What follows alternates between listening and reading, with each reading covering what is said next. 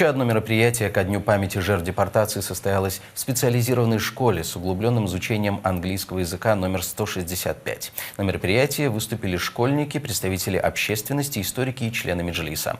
Там побывала наш корреспондент Дарина Иванютенко.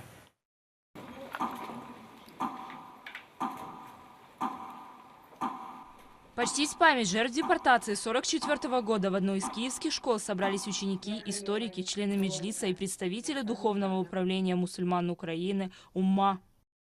Як над нами знущались, глумили і люто ганьбили, коменданти і їхні присутники, ситі, пихаті і злі, слово кримські татари, наче згадувати заборонили. Співпрацюємо з громадською організацією «Кримська родина». Нам не байдужа культура кримсько-татарського братського народу, і ми вважаємо, що це дуже корисно для наших дітей знати історію нашого братського народу і вміти співчувати.